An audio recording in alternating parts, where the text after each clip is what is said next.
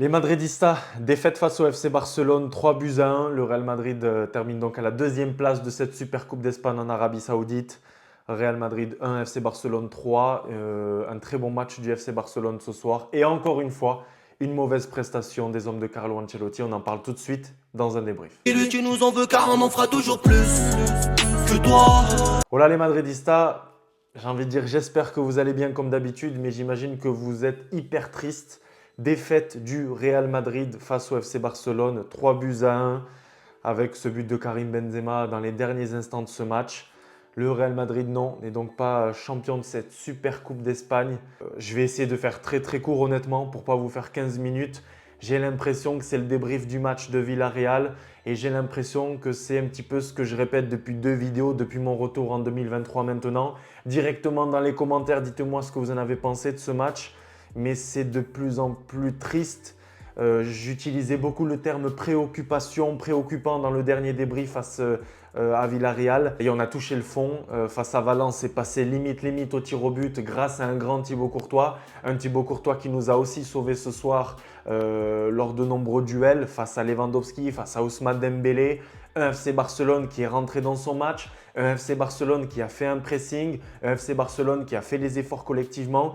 Et en face, on a un Real Madrid impuissant, un Real Madrid qui ne fait pas les efforts, qui fait tout le contraire, qui ne fait pas le pressing, un Real Madrid qui perd énormément de ballons, un Eduardo Camavinga qui nous prouve vraiment que ce joueur n'est pas au niveau du Real Madrid, n'est pas au niveau en ce moment. Un Rudiger catastrophique sur ses relances dans l'axe. On nous a appris ça peut-être, on avait 7-8 ans au football, ne jamais relancer dans l'axe. Luka Modric, Toni Kroos absent, vraiment stoppé par le FC Barcelone. La première frappe du Real Madrid cadrée intervient à la 70e minute du match. Est-ce que vous vous rendez compte? 70e minute de jeu. Première mi-temps, on a le droit à une seule tête de Karim Benzema qui n'est même pas cadrée, même si elle passe à ça de la cage de Ter Stegen. Un grand Ter Stegen ce soir, un grand Thibaut Courtois en face, mais qui en prend quand même 3 les Madridistas. Et voilà, c'est un désastre. Dani Carvajal, j'en ai déjà parlé face à Villarreal, j'en ai déjà parlé face à Valence. Il n'est plus au niveau, il ne peut plus jouer du côté du Real Madrid et malheureusement c'est la seule option. Entre-temps, Lucas Vazquez, on apprend qu'il est absent pour 1 mois et demi, donc le temps qu'il revienne, qu'il soit bon, qu'il soit en forme, etc. Il faut compter 2 mois minimum. Tchouaméni absent 2 à 3 semaines, ça va être du 1 mois aussi. Pareil pour Alaba. Hier, je regardais le match de Manchester United. Le Casemiro me manque énormément, en tout cas personnellement, quand je vois les matchs qu'il arrive à faire du côté de Manchester, ça me fait de la peine. On n'a plus ce pilier-là. Tchouaméni est arrivé plutôt bien à gérer la situation au milieu, mais sans lui, on le voit aussi, c'est compliqué. Militao a été pour moi l'un des seuls joueurs qui a été au niveau ce soir, qui a su bien stopper Lewandowski, qui a fait le taf. Mais après, Carvajal, c'est très préoccupant, les Madridistas. Ferland Mendy, c'est pas le pire ce soir, bizarrement. Et voilà, cette équipe me fait peur. Je sais que je parle toujours de positivité, d'être positif, etc. Mais là, quand je vois le calendrier, quand je vois le match aujourd'hui, la prestation qui est catastrophique, parce qu'on peut perdre 3-1 les Madridistas aujourd'hui. On peut se dire, bon, on a perdu 3-1, mais en face, on avait un Lewandowski en forme, on avait un Ousmane Dembélé qui a dégoûté la défense, etc. Mais ce soir, on n'est même pas bon. On ne peut même pas être fier de nos joueurs. On a touché le fond. Moi, j'en parlais avec la team sur Instagram. N'hésitez pas à m'ajouter sur Instagram. C'est les débriefs de Nono. Quand je revois ce Real Madrid, je pense au Real Madrid de Lopetegui, au pire, au Real Madrid de Benitez. Voilà, je vous le dis honnêtement. Alors, ça se chauffe très vite. Je vois, oui, c'est peut-être le retour de Zidane. Peut-être Thomas Tuchel, il est libre. Apparemment, il apprend l'espagnol. Peut-être parce que le Barça veut virer Xavi ou le Real Madrid pense à se séparer de Carlo Ancelotti. Tout simplement, aujourd'hui, quand tu perds 3-0 à un moment donné dans ce match face au FC Barcelone, tu n'as personne qui peut te sauver sur le banc. Eden Hazard, pour moi, je vous l'ai déjà dit, ce n'est plus un footballeur. Pour moi, tu as Marco Asensio, on l'a bien vu quand il est entré, même s'il a une patte gauche incroyable, il ne sert à rien. Tu as Nacho, on l'a vu lorsqu'il a remplacé Dani Carvajal, parce que oui, Ancelotti s'est rendu compte que Carvajal est à un niveau catastrophique. Ben, tu vois que Nacho n'est pas latéral. Nacho, il gère en défense centrale. Voilà, il gère quand c'est des matchs moyens, j'ai envie de dire, quand c'est des matchs corrects. Après, tu n'as personne. Voilà, tu as un Dani Ceballos, ça reste un milieu de terrain. Tu as Rodrigo qui est rentré, qui a fait du bien. Personnellement, je trouve que pareil avec Militao, c'est peut-être les deux seuls joueurs, et Thibaut Courtois, pardon, qui ont apporté quelque chose aujourd'hui. Mais sinon, tu n'as plus personne. Mariano ne fait plus partie de cet effectif, il est plus concerné. On est en train de toucher le fond. Je vois qu'on pense à Dzeko. Franchement, on est tombé bas, les Madridistas, je vous le dis. Dites-moi dans les commentaires qui on pourrait recruter cet hiver-là.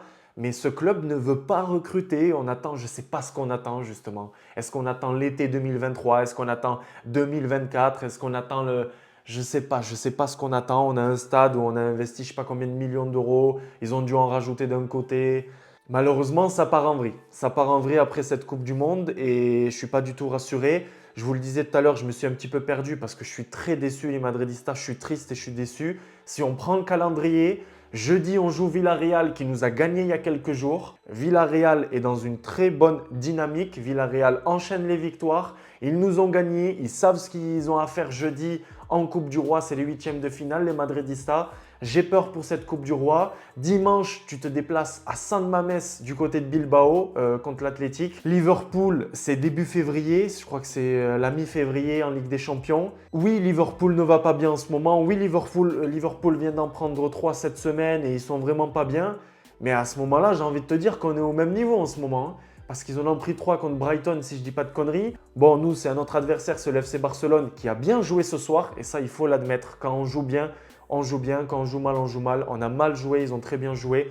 Ben, bravo à vous pour les Catalans pour ce trophée. Là, on ne peut rien dire. On ne peut pas commencer à dire oui, nanani, nanana. Non, ils nous ont totalement dominés lors de cette finale. Donc, bravo à eux.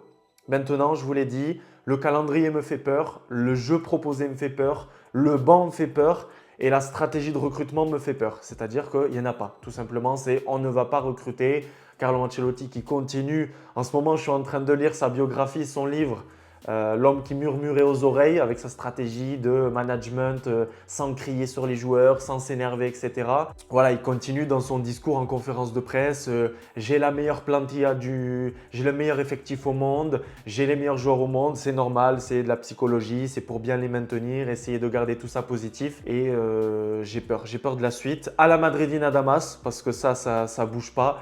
Maintenant, on se retrouvera sûrement mercredi pour l'avant-match ou directement pour le débrief de ce Villarreal-Real Madrid, parce qu'on se déplace encore une fois à Villarreal. Déçu de toute l'équipe, les Madridistas, Karim Benzema qui vient sauver l'honneur en fin de match. Où est le Vinicius d'avant? Où est le Valverde d'avant? Où est le Karim Benzema d'avant cette Coupe du Monde? Le milieu de terrain, ça ne va pas du tout. Vivement le retour de Tchouaméni et c'est pas de suite.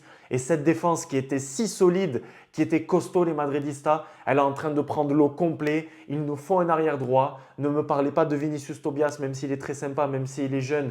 C'est pas le moment. Là, c'est urgent, les Madridistas. J'ai peur et j'ai mal à mon Real Madrid ce soir. Mais dans tous les cas, à la Madridina Damas, dis-moi, donne-moi ton avis. Donne-moi ton avis dans les commentaires. Lâche le pouce pour donner de la force. On va en avoir besoin. On se tient au jus, on se tient au courant. À la Madridina Damas, encore une fois. Et bonne soirée. C'est compliqué, mais c'est comme ça. Allez, à la Madrid, les Madridistas.